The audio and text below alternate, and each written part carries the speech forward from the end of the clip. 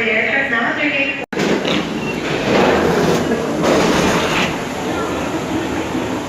Hello guys, ito na tayo. Boarding na tayo sa Qatar Airways. Ayan. Hindi naman siya masyado makapag-video. Thank you. So ito na guys, nasa loob na tayo ng aeroplano. Hanapin natin yung upuan natin, 29B.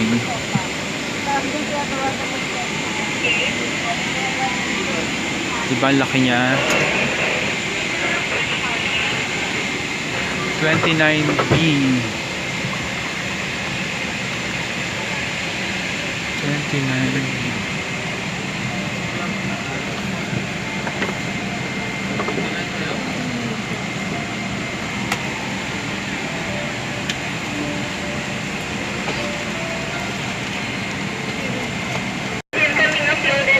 So hanapin natin yung upuan natin, 29B.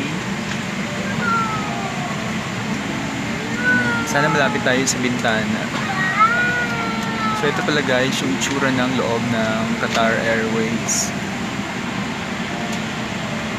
Actually, it's a Boeing plane siya. Kaya malaki siya.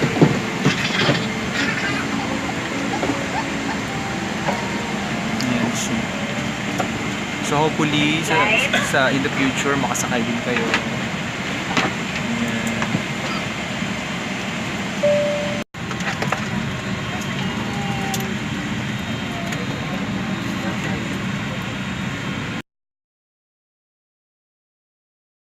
أماكن الخروج والممرات يجب أن تبقى خالية من أي حقائب طوال الرحلة.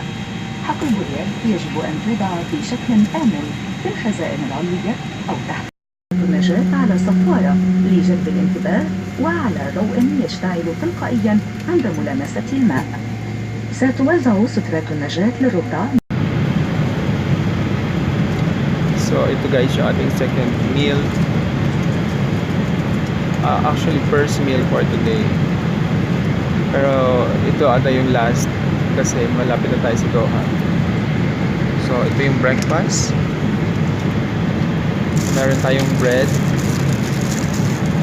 at saka itong natatakpan natin is beef tapa with fried rice. Ayan. And with some watermelon. Ayan. So it's a mix of fruits, watermelon, pineapple, yan. Tsaka yung dessert ata to, jelly, yan. Tapos may pa kape si mayor, tsaka may pa sugar, ayan, at tsaka may pa mineral water. Ayan guys. So now it's 7:05 in the morning. Ayan. So yun muna guys. Update ko kayo mamaya. Thanks for watching. Bye bye.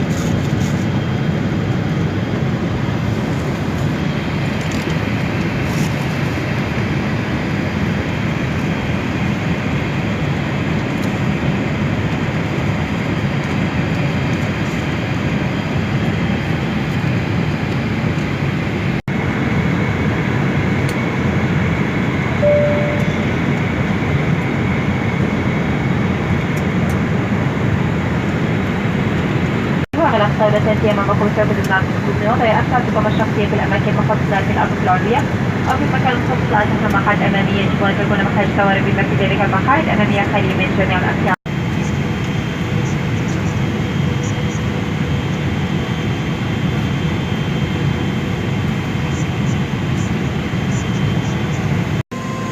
يرجى بأن يمكنكم الآن استخدام الهواتف النقالة إذا كنتم ترغبون في ذلك.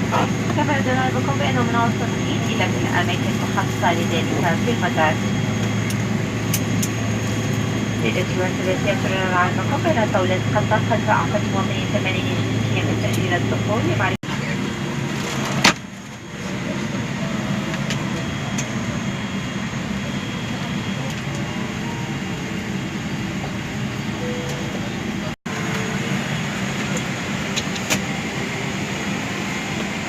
Hello guys, hello mga Uragon, mga kalugar ko dyan. So it's 4:20 in the morning kami nakarating dito sa Doha, Qatar. At ayun, it's almost 7 hours na travel from Manila to Doha, Qatar. At okay naman yung biyahe. Salamat sa mga piloto at mga flight attendant na nag-asikaso sa aming biyahe. Ayan. So ngayon palabas na tayo ng eroplano. At maghihintay ako ng almost I think 4 hours para sa aking connecting flight to Geneva. So ayun guys, safe naman yung flight. Okay yung service ng Qatar Airways. So ayan, so tatambay muna ako sa Doha, of course sa airport. Ayan. So nakakapagod lang kasi 7 hours ka nakaupo. Pero worth it naman. Thanks be to God sa safe flight. Ayan.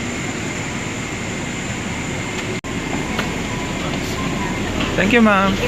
Salamat po. So, pababa na tayo guys ng aeroplano. Na-transfer na tayo sa using the bus.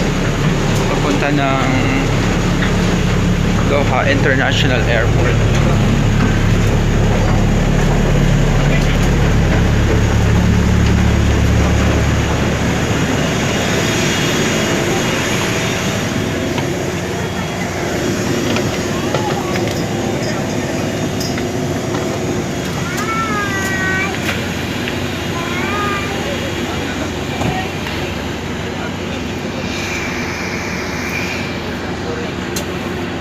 Transfer.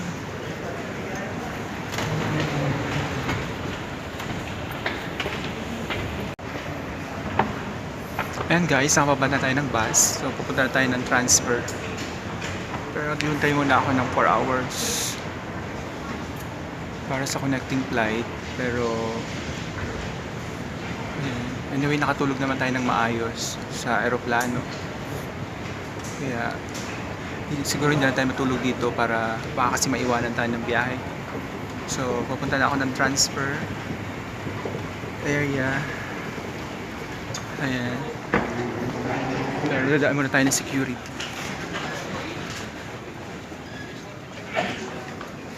So ito na pala yung itsura ng Doha, Qatar sa loob.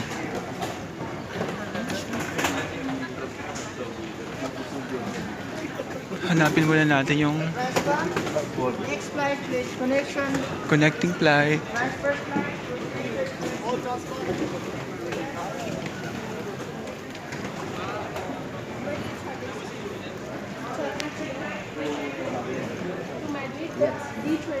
D20.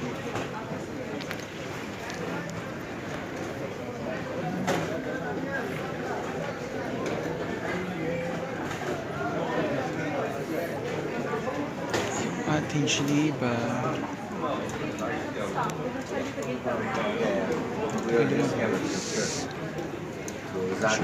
Geneva. 8:50, D19. So, D19 yung ating gate na pupunta. D19. Hi guys! Kadadaan lang natin sa check-in gate, security gate. So now ay papunta na ako sa transfer. So ako ay pupunta sa D19. So ito na pala yung yung loob ng Doha, Qatar International Airport.